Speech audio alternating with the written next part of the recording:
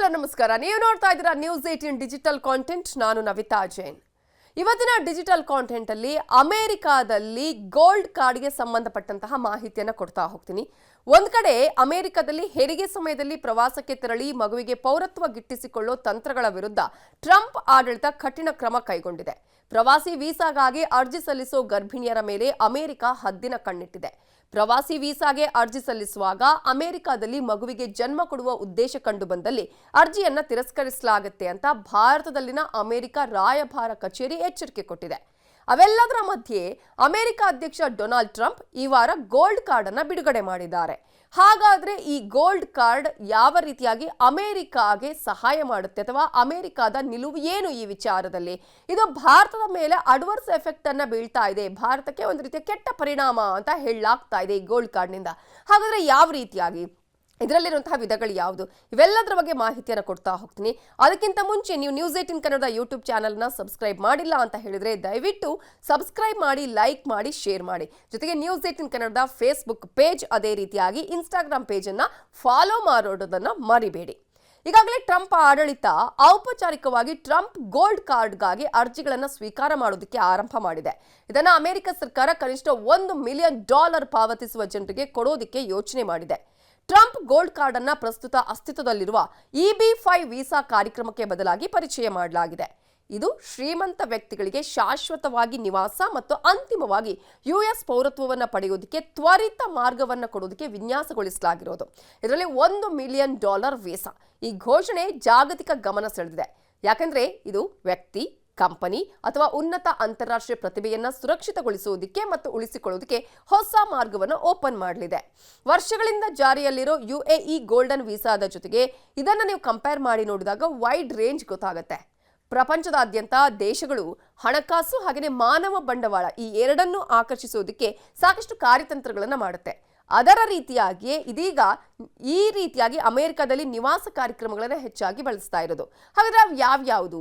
UAE golden visa ದೀರ್ಘಾವಧಿಯ ವಾಸದ ಕಾರ್ಯಕ್ರಮ ಆಗಿರೋದ್ರಿಂದ ಅರ್ಜಿದಾರರು ಮತ್ತು ಅವರ ಕುಟುಂಬಗಳು ಸ್ಥಳೀಯ ಪ್ರಾಯೋಜಕರ ಅಗತ್ಯ ಇಲ್ಲದೆ UAEಯಲ್ಲಿ ವಾಸಿಸೋದಕ್ಕೆ, ಕೆಲಸ ಮಾಡೋದಕ್ಕೆ, ಅಧ್ಯಯನ ಮಾಡೋದಕ್ಕೆ, ಹೂಡಿಕೆ ಮಾಡೋದಕ್ಕೆ ಇದು ಅನುವು ಮಾಡಿಕೊಡುತ್ತೆ.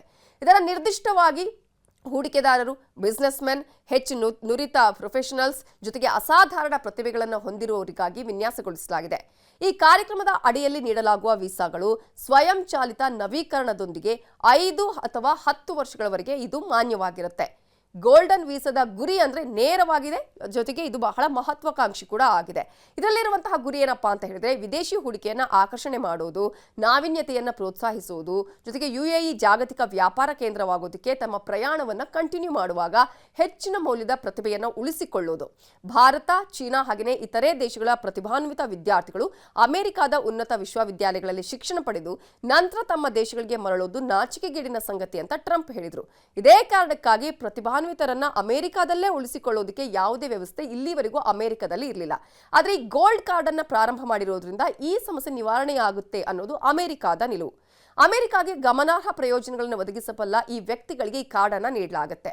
ವಿಶ್ವದ ಅತ್ಯುತ್ತಮ ವಿಶ್ವವಿದ್ಯಾಲಯಗಳಲ್ಲಿ ಅಧ್ಯಯನ ಮಾಡಿದ ಅಮೆರಿಕನ್ ಕಂಪನಿಗಳು ಬಯಸುವ ವ್ಯಕ್ತಿಗಳನ್ನು ಉಳಿಸಿಕೊಳ್ಳೋದು ಇದರ ಗುರಿ. ಆದರೆ ಪ್ರಸ್ತುತ ವೀಸಾ ವ್ಯವಸ್ಥೆ ಅವರಿಗೆ ಹಾಗೆ ಮಾಡೋದಕ್ಕೆ ಅವಕಾಶ ಕೊಡುವುದಿಲ್ಲ.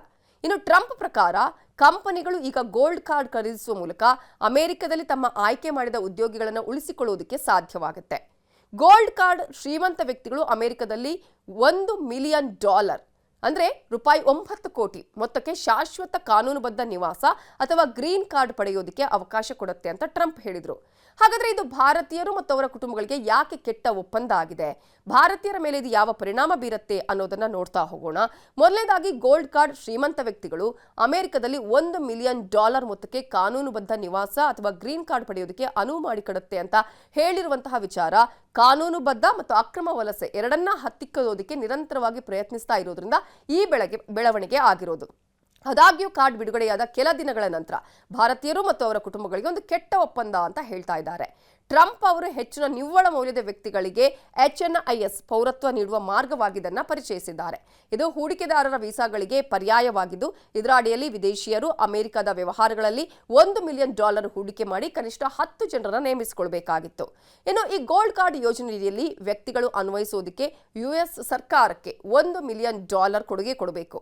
ಹೋಮ್ಲ್ಯಾಂಡ್ ಸೆಕ್ಯೂರಿಟಿ ಇಲಾಖೆಗೆ $15,000 ಅನ್ನ ಅಂದ್ರೆ 13.56 ಲಕ್ಷ ಸಂಸ್ಕರಣಾ ಶುಲ್ಕವನ್ನ ಪಾವತಿಸಬೇಕು. ಜೊತೆಗೆ ಇದರ ಹಿನ್ನೆಲೆಯ ಪರಿಶೀಲನೆ ನಂತರ ವ್ಯಕ್ತಿಗಳು ದಾಖಲೆ ಸಮಯದಲ್ಲಿ ಯುಎಸ್ನಲ್ಲಿ ನಿವಾಸವನ್ನ ಪಡಿತಾರೆ ಅಂತ ಹೇಳಲಾಗ್ತಾ ಇದೆ. ಕಂಪನಿಗಳು ಈ ಕಾರ್ಡ್ಗಾಗಿ ವಿದೇಶಿ ಮೂಲದ ಕಾರ್ಮಿಕರನ್ನ $2 ಮಿಲಿಯನ್ ಕೊಡುಗೆಯೊಂದಿಗೆ ಪ್ರಾಯೋಜನೆ ಮಾಡಬಹುದು. ನೀವು ಗೋಲ್ಡ್ ಕಾರ್ಡ್ ಪಡೆದ ನಂತರ ಶಾಶ್ವತ ನಿವಾಸಿ ಸ್ಥಾನಮಾನವನ್ನು ಹೊಂದಿರ್ತೀರಿ. EB1 ಅಥವಾ EB2 ವೀಸಾಗಳನ್ನು ಹೊಂದಿರುವಂತೆಯೇ EB1 ವೀಸಾ ವಿಜ್ಞಾನ, ಕಲೆ, ಶಿಕ್ಷಣ, ವ್ಯವಹಾರ ಅಥವಾ ಅಥ್ಲೆಟಿಕ್ಸ್ನಲ್ಲಿ ಸಾಧಾರಣ ಸಾಮರ್ಥ್ಯ ಹೊಂದಿರೋರು, ಅತ್ಯುತ್ತಮ ಪ್ರಾಧ್ಯಾಪಕರು ಅಥವಾ ಸಂಶೋಧಕರು ಅಥವಾ ಬಹುರಾಷ್ಟ್ರೀಯ ವ್ಯವಸ್ಥಾಪಕರು, ಕಾರ್ಯನಿರ್ವಾಹಕರಂತಹ ಆದ್ಯತೆಯ ಕೆಲಸಗಾರರನ್ನು ಒಳಗೊಳ್ಳುತ್ತೆ. EB2 ವೀಸಾವನ್ನ ಉನ್ನತ ಪದವಿಯನ್ನು ಹೊಂದಿರುವ ಅಥವಾ ಅಸಾಧಾರಣ ಸಾಮರ್ಥ್ಯ ಹೊಂದಿರುವ ವಿದೇಶಿ ಕೆಲಸಗಾರರಿಗೆ ನೀಡಲಾಗುತ್ತೆ. ಇದರಲ್ಲಿ ರಾಷ್ಟ್ರೀಯ ಹಿತಾಸಕ್ತಿ ಮನ್ನಾ ವಿನಂತಿಗಳು ಕೂಡ ಸೇರಿವೆ. ಹಾಗಾದ್ರೆ ಯಾರು ಈ ಗೋಲ್ಡ್ ಕಾರ್ಡ್ಗೆ ಅರ್ಹರು? ಟ್ರಂಪ್ ಗೋಲ್ಡ್ ಕಾರ್ಡ್ ತೆಗೆದುಕೊಳ್ಳೋದಕ್ಕೆ 3 ಮುಖ್ಯ ಷರತ್ತುಗಳನ್ನು ಪೂರೈಸಬೇಕಾಗುತ್ತೆ. ಅಮೆರಿಕದಲ್ಲಿ ಗ್ರೀನ್ ಕಾರ್ಡ್ ಪಡೆಯಲು ಅರ್ಹರಾಗಿರಬೇಕು. ಅಂದ್ರೆ ಕ್ರಿಮಿನಲ್ ರೆಕಾರ್ಡ್, ಭಯೋತ್ಪಾದನೆ ಸಂಬಂಧ ಇರಬಾರ್ದು, ದೇಶದ ಒಳಗೆ ಬಿಡೋದಕ್ಕೆ ಅಮೆರಿಕ ಸರ್ಕಾರದ ಒಪ್ಪಿಗೆ ಇರಬೇಕು, ಯಾವುದೇ ದೊಡ್ಡ ತಪ್ಪು ಮಾಡಿರಬಾರ್ದು, ಅವರ ಮೇಲೆ ಗಂಭೀರ ಅವರಿಗೆ ರೋಗಗಳು ಇರಬಾರ್ದು. ಅರ್ಜಿ ಸಲ್ಲಿಸುವಾಗ ಅರ್ಜಿದಾರರ ದೇಶದವರಿಗೆ ವೀಸಾ ಖಾಲಿ ಇರಬೇಕು. ಕೆಲವು ದೇಶದ ಅಂದ್ರೆ ಉದಾಹರಣೆಗೆ ಭಾರತ, ಚೀನಾ, ಮೆಕ್ಸಿಕೋ ಹೀಗೆ ಬಹಳ ಜನ ಈಗಾಗಲೇ ಅರ್ಜಿ ಹಾಕಿರ್ತಾರೆ. ಅಂತಹ ಸಂದರ್ಭದಲ್ಲಿ ನೀವು $10 ಲಕ್ಷ ಕೊಟ್ಟರೂ ಕೂಡ ಗೋಲ್ಡ್ ಕಾರ್ಡ್ ಪಡೆಯೋದಕ್ಕೆ 1 ವರ್ಷ ಅಥವಾ ಅದಕ್ಕಿಂತ ಹೆಚ್ಚು ಸಮಯ ಕಾಯಬೇಕಾಗತ್ತೆ. ಇನ್ನು ಟ್ರಂಪ್ ಗೋಲ್ಡ್ ಕಾರ್ಡ್ ಅಡಿ ಬರುವ ವೀಸಾಗಳು ಯಾವ್ಯಾವುದು ಅಂತ ನೋಡೋದಾದ್ರೆ, ಒಂದು ಟ್ರಂಪ್ ಗೋಲ್ಡ್ ಕಾರ್ಡ್. ಇದರಲ್ಲಿ ಮೊದಲು US ಹೋಮ್ಲ್ಯಾಂಡ್ ಸೆಕ್ಯೂರಿಟಿ ಇಲಾಖೆಗೆ $15,000 ಅನ್ನ ಪ್ರಾಸೆಸಿಂಗ್ ಶುಲ್ಕ ಕಟ್ಟಬೇಕು. ಈ ಹಣ ಮರುಪಾವತಿ ಆಗೋದಿಲ್ಲ. ಇದನ್ನ ಬ್ಯಾಕ್ಗ್ರೌಂಡ್ ಚೆಕ್ ಅಥವಾ ಆರಂಭದ ಪರಿಶೀಲನೆಗೆ ಬಳಸಿಕೊಳ್ಳಲಾಗುತ್ತೆ. ಈ ಶುಲ್ಕ ಕಟ್ಟಿದ ಕೂಡಲೇ ಅರ್ಜಿ ಅನುಮೋದನೆ ಮತ್ತು ವೀಸಾ ನೀಡುವ ಪ್ರಕ್ರಿಯೆ ತ್ವರಿತಗೊಳ್ಳುತ್ತೆ. ಅರ್ಜಿ ಹಾಕಿದವರು ಎಲ್ಲಾ ಅಗತ್ಯ ದಾಖಲೆಗಳನ್ನು ಮತ್ತು ಇತರೆ ಶುಲ್ಕಗಳನ್ನು ಸಮಯಕ್ಕೆ ಸರಿಯಾಗಿ ಪಾವತಿಸಬೇಕು. ಗೋಲ್ಡ್ ಕಾರ್ಡ್ ಪಡೆಯಲು ಅರ್ಜಿ ಹಾಕಿದವರು ಕೊಡುವ $1 ಮಿಲಿಯನ್ ಹಣವನ್ನು ಗಿಫ್ಟ್ ಅಥವಾ ನೀವು ಅಮೆರಿಕಕ್ಕೆ ದೊಡ್ಡ ಪ್ರಯೋಜನ ಕೊಡ್ತೀರಿ ಅಂತ ಹೇಳಿ ಪರಿಗಣಿಸಲಾಗುತ್ತೆ. ಅಂದ್ರೆ ಅರ್ಜಿದಾರರು ಕೊಡುವ ಹಣ ನಿಜವಾಗಿಯೂ ಹೂಡಿಕೆಯಲ್ಲ, ಬದಲಿಗೆ ಅದು ಸರ್ಕಾರಕ್ಕೆ ನೇರ ದಾನ ಕೊಟ್ಟಂತೆ. ಇವಿಷ್ಟೇ ಅಲ್ಲ, ಅಮೆರಿಕದ ಸ್ಟೇಟ್ ಡಿಪಾರ್ಟ್ಮೆಂಟ್ಗೆ ಹೆಚ್ಚುವರಿ ಶುಲ್ಕವನ್ನು ಕೂಡ ಕಟ್ಟಬೇಕಾಗುವಂತಹ ಅವಕಾಶಗಳು ಕೂಡ ಇದರಲ್ಲಿ ಇರಬಹುದು. ಮತ್ತೊಂದು ಟ್ರಂಪ್ ಕಾರ್ಪೊರೇಟ್ ಗೋಲ್ಡ್ ಕಾರ್ಡ್ ಅನ್ನೋದನ್ನು ಕೂಡ ನಾವಿಲ್ಲಿ ಗಮನಿಸಬೇಕಾಗತ್ತೆ. ಇಲ್ಲಿ $15,000 ಕಟ್ಟಬೇಕಾಗತ್ತೆ. ಇದು ಕೂಡ ಮರುಪಾವತಿ ಆಗಲ್ಲ. ಇದನ್ನು ಉದ್ಯೋಗಿಯ ಬ್ಯಾಕ್ಗ್ರೌಂಡ್ ಚೆಕ್ಗೆ ಬಳಸ್ತಾರೆ. ಕಂಪನಿ $2 ಮಿಲಿಯನ್ ಗಿಫ್ಟ್ ಹಣವನ್ನು ಕೊಡಬೇಕು. ಇದು ಅಮೆರಿಕ ಸರ್ಕಾರಕ್ಕೆ ನೇರವಾಗಿ ಹೋಗುತ್ತೆ. ಇದು ಉದ್ಯೋಗಿಗಳು ಗ್ರೀನ್ ಕಾರ್ಡ್ ಪಡೆಯೋದಕ್ಕೆ ಕೂಡ ಸಹಾಯವನ್ನ ಮಾಡುತ್ತೆ. ಇನ್ನು ಅದರ ಜೊತೆಗೆ ಮತ್ತೊಂದು ಕಾರ್ಡ್ ಏನಪ್ಪಾ ಅಂತ ಹೇಳಿದ್ರೆ, 3ನೇ ಕಾರ್ಡ್ ಟ್ರಂಪ್ ಪ್ಲಾಟಿನಂ ಕಾರ್ಡ್. ಈ ಕಾರ್ಡ್ ವಿದೇಶಿ ಆದಾಯದ ಮೇಲೆ ತೆರಿಗೆ ವಿಧಿಸದೆ ವ್ಯಕ್ತಿಗಳು ವರ್ಷಕ್ಕೆ 270 ದಿನಗಳವರೆಗೆ ಅಮೆರಿಕದಲ್ಲಿ ವಾಸಿಸೋದಕ್ಕೆ ಅವಕಾಶವನ್ನ ಕೂಡ ನೀಡುತ್ತೆ ಅನ್ನೋದನ್ನ ನಾವಿಲ್ಲಿ ಗಮನಿಸಬೇಕಾಗತ್ತೆ. ಸೊ ಪ್ಲಾಟಿನಂ ಕಾರ್ಡ್ಗೆ $5 ಮಿಲಿಯನ್ ಕೊಡುಗೆಯನ್ನ ಕೊಡಬೇಕಾಗತ್ತೆ. ಇದು ಇನ್ನೂ ಕೂಡ ಈ ಮಟ್ಟದಲ್ಲೇ ಇರುತ್ತೆ ಅನ್ನುವಂತಹ ಖಚಿತತೆ ಇಲ್ಲ. ವೇಟಿಂಗ್ ಲಿಸ್ಟ್ ಇರಬಹುದು ಅನ್ನುವಂತಹ ಮಾತುಗಳು ಕೂಡ ಕೇಳಿ ಬರ್ತಾ ಇದೆ. ಹಾಗಾಗಿ ಟ್ರಂಪ್ ಅವರ ಈ ಗೋಲ್ಡ್ ಕಾರ್ಡ್ ಭಾರತದ ಜನರಿಗೆ ಸಾಕಷ್ಟು ಸಮಸ್ಯೆಗಳನ್ನು ಕೂಡ ಉಂಟು ಮಾಡುತ್ತೆ ಅನ್ನುವಂತಹ ಮಾತುಗಳು ಕೂಡ ಕೇಳಿ ಬರ್ತಾ ಇದೆ. ಯಾಕಂದ್ರೆ ಯಾವುದೇ ರೀತಿಯಾದಂತಹ ವಿಶೇಷ ಆದ್ಯತೆ ಆಗಿರ್ಬೋದು, ಯಾವುದೇ ಮೀಸಲಾತಿಯನ್ನ ಪಡೆಯೋದಿಲ್ಲ ಅನ್ನೋದನ್ನ ಕೂಡ ನಾವಿಲ್ಲಿ ಗಮನಿಸಬೇಕಾಗತ್ತೆ. ಜೊತೆಗೆ ಇದು ಪರ್ಮನೆಂಟ್ ಆಗಿ ಸಿಗುತ್ತಾ ಇಲ್ವಾ ಅನ್ನುವಂತಹ ಪ್ರಶ್ನೆಗಳು ಕೂಡ ಇದರಲ್ಲಿ ಇದೆ. ಈಗಾಗಲೇ ಅಮೆರಿಕದ ಕಾನೂನು ಸಾಕಷ್ಟು ಸಮಸ್ಯೆಗಳನ್ನ ಕೂಡ ಉಂಟು ಮಾಡಿರೋದ್ರಿಂದ ಇದರ ಬಗ್ಗೆ ಸಾಕಷ್ಟು ಸಮಸ್ಯೆಗಳು ಆಗಬಹುದು ಅನ್ನುವ ಮಾತುಗಳು ಕೇಳಿ ಬರ್ತಾ ಇದೆ. ಇದುವೇ ಈ ಹೊತ್ತಿನ news 18 digital content. Thank you.